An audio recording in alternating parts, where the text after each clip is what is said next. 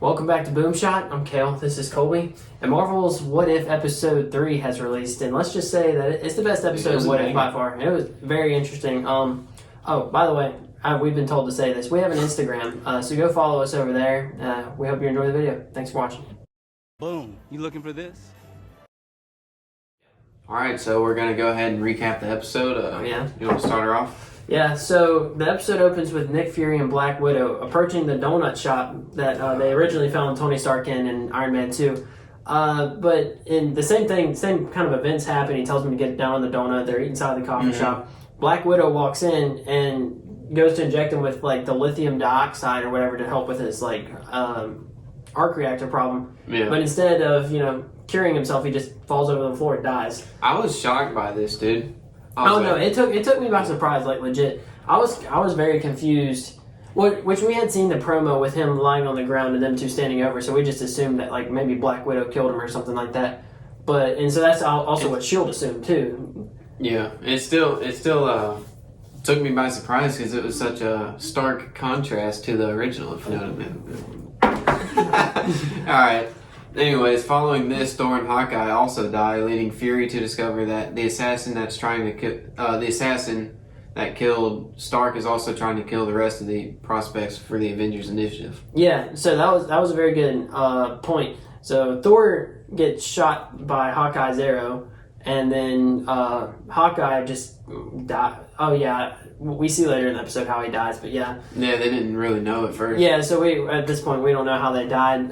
So Natasha, she then goes to Thunderbolt Ross's daughter. I don't know her name, but she goes to the daughter to try to figure out what killed Stark in the cure. And while she's there, she finds out that Bruce Banner is there, and she tries to protect him whenever he gets quote unquote shot. So yeah. And before that, Loki arrives on Earth with the Asgardian army and the Destroyer. Yeah, that's true. I forgot about that. Is first in the sequence of events. My bad. Yeah. So when Hulk is shot, it causes him to Hulk out as he does. Yeah. And eventually he explodes due to unknown reasons. Yeah, dude, that was just weird. That was weird, dude. I feel like we've kind of seen something similar with people who I'm trying to get the super soldier serum. They just like expand, like just grow and expand, and then they just blow up. And that was really just weird to watch because you just start seeing like his shoulders get bigger. I was like, oh, dude, maybe he's about to like Hulk out even more. I was thinking that. Then he just gets like puffed up even more. I was like, oh, he's about to explode. Then he blows up. And this is after Bruce claimed he couldn't die. So karma. That's tough, man. Yeah. So then Fury and Loki team up to stop the assassin, who we find out is actually a rogue Hank Pym. Bam. He was mourning the death of his late daughter, Hope. So Hope had joined S.H.I.E.L.D., and she had died under Fury's watch. And I guess since Janet... Did they say Janet had died? I think they said... I think so, yeah, because Pym was saying Hope was mourning her death and stuff, too. So at this point, S.H.I.E.L.D. is responsible, quote-unquote, responsible for the death of Janet and Hope. And also... go ahead. Well, just leading the Hank Pym to go absolutely insane. And when Nat also dies, and in her... Well, could possibly be her final words, she gives Fury the hint about saying it's all Hope. Exactly. Yeah, that was the whole point. Is like she said it's all about Hope or whatever. So then Fury and Loki team up to stop her or stop him. They go to Hope's grave in San Francisco, and then Fury and Loki or Fury and Hank exchange some words. And at first, you don't really know it's Loki. I mean, maybe some people do because Fury was going to make a deal with him or whatever. Mm-hmm. But Fury's just going. What we think is Fury is just going. Dude, I was shocked, dude. You just see Hank Pym just shrink, and then Fury just whacks the crap out of him, dude. Yeah. And then that's not the end of the episode. You think it might be after they catch him, but no. That's facts. Loki's like, I think I'll stay, and he takes over the Earth. Just goes to the UN, just is like, humans need to be controlled. As Avengers Loki was thinking at that time. Dude, that was really interesting way to end it. It's just like, well, and then Fury comes up on Cap's shield. Oh yeah, that's true. And then he says, "Welcome back, Captain," and then of course the camera pans to Captain Marvel, but.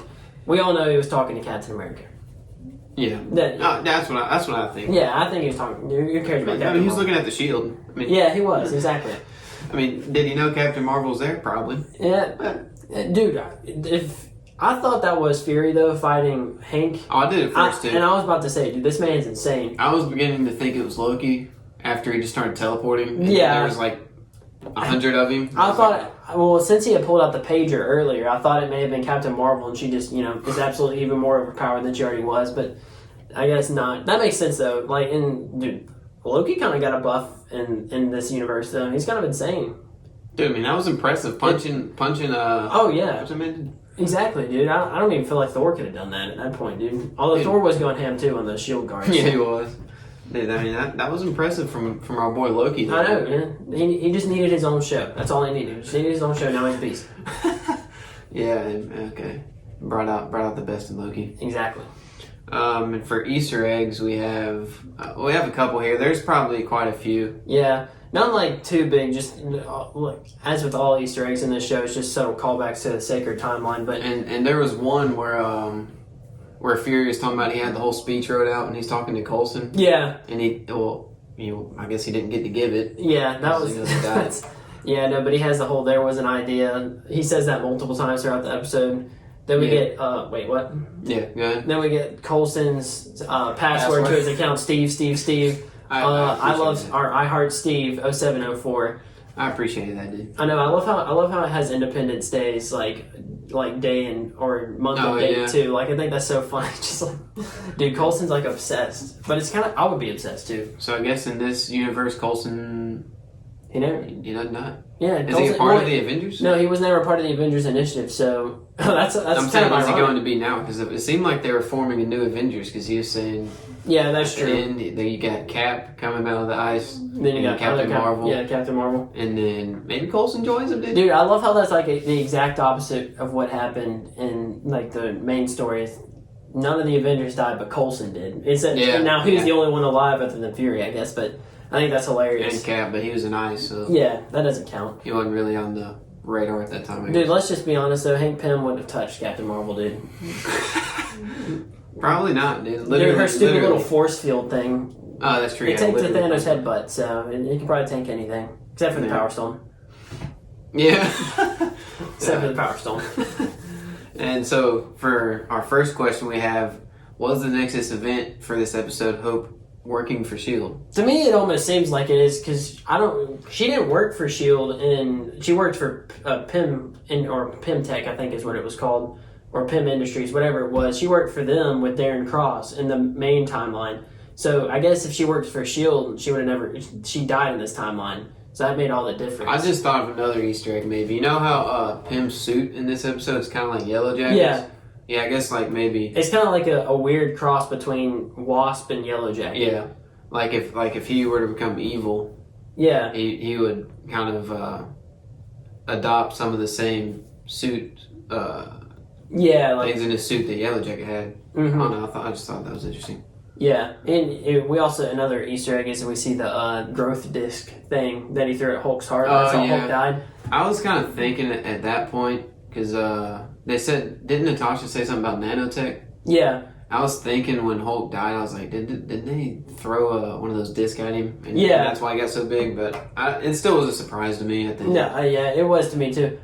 I think it didn't even register to me about the last Hope until they were at the gravesite, and then Oh, really? yeah. See, but I had thought whenever it was Natasha in the library fighting him, I thought it was like I thought it was Ant-Man or Wasp maybe or I something thought it like was that. Janet. Yeah, see, that's what I was thinking. That's what I thought originally. Because So I it think did I saw her make name it did on make there. sense, yeah, because we did see Janet Van Dyne. She was on the computer as was it Janet or I think it was Janet Van Dyne. She was on the computer as a potential Avengers prospect as Wasp, so that makes sense. Yeah, and then Fury later in the episode he acts surprised about her being an agent, which I guess he knew, and Hank was like, "Don't mess around with me. Like I know you had her as a prospect." Yeah, but was that Fury or was that Loki? I think it was Loki Fury. That is true. It was Loki. Yeah, because then he was that's also the same person who's like, I don't give about any of them or whatever. So I don't know. Yeah, but yeah, I think that's what I thought originally was that it was Janet. Yeah. somehow just like made her way back from. And honestly, I do think it makes sense that Hope joining Shield is the Nexus event for this timeline. Like just a Nexus event years upon years earlier that's made it split. Like maybe this timeline was a gradual, Yeah. instead of as what we've seen in Loki, like a vertical versus a gradual, like ascent. So It seemed to be going the same way until Tony died, really. Yeah, exactly. I mean, everything word for word from the movie, everything was the But same. that was probably building up in Hank Yeah. that whole time. Exactly. Until that. And we don't know how long Hope had been dead at that point either. Right. So we're assuming, I guess, for a while. Because Hank would have had to plan some serious, like, he would have had to seriously plan to kill all of the Avengers. So, which Iron Man, all of them were still relatively in their beginning stages. Like, Iron Man wasn't that good at that point. He was still good, but he wasn't that good. Same with Thor. Like, Thor got better over time. Thor got way better over time. Yeah. And stop. Speaking of Thor, dude, can we just? How did an arrow kill Thor? Does that make any sense? This episode, I was kind of expecting him to just like be like, "Yo, I'm not dead," and just come back and help. Yeah, I know. That's what I was thinking. And a whole arrow killed Thor, and it probably went like this much inside, probably this much inside of his chest, and it just killed him. I was just expecting him to pop up and be like, "I'm not dead." Yeah, dude, that's low-key a testament to Hawkeye's. That's true, dude. That's true. I don't know, but it still doesn't make any sense. I feel like Thor could take like bullets and stuff like that because he's got to have increased durability, which he doesn't have invincible skin. That's true, yeah. But I mean, surely he's like he can definitely take pretty shock blows, but durable. yeah, That's true. I mean, it pierced. Yeah. And Hawkeye don't miss. yeah, that's true. I mean, Played 18, shot 18, dude. Yeah. Wow, that was incredible. So I guess that makes sense, but it does kind of bother me. It's like, bro, like you really just died to an arrow like that. Maybe like Hank pulled the arrow or pulled the string even further back so it had more power or something like that. Because he hit Hawkeye's finger and that's how it slipped. Yeah. Well, nonetheless, dude, this was a great episode. Oh, it was fantastic. I mean, from the second I started watching, I was hooked, dude. Like, as soon as I saw Iron Man die, I was like, bro, this is weird. Yeah, because there's like a mystery element involved. Yeah, exactly. And I hope more episodes like this are, like, there are more episodes like this in the future of What If. And what do we still got? Like, is it 12 episodes or 16? I think it's... I thought it was 9. Oh, no, it is 9. That's right. I mean, we only got 6 more left at this point, still. What haven't we seen yet? The zombies, Killmonger. We haven't seen Iron Spider-Man. Spider-Man, Doctor Strange. Or just Spider-Man. Or Spider-Man, yeah. Yeah, at all. Yeah, so we got some some... one with, my bad for interrupting. No, you're good. Something about Spider-Man becoming this sorcerer? Yeah, there was. Okay. I just meant Spider... There was like 2 clips. There's like Spider-Man firing his web shoes, and then there was Doctor Strange. And I Spider-Man. think Chadwick Boseman is voicing in 3 episodes. Oh, is he? Yeah. So, I think I heard that somewhere. Yeah, so they'll be back as we talked about last week. That clip of all 4 of them on Party 4, and that may be for season 2 and so on. But yeah, I don't know. Hopefully, it all comes this season. This episode definitely the best so far. Thank you guys for watching, and see you in the next video.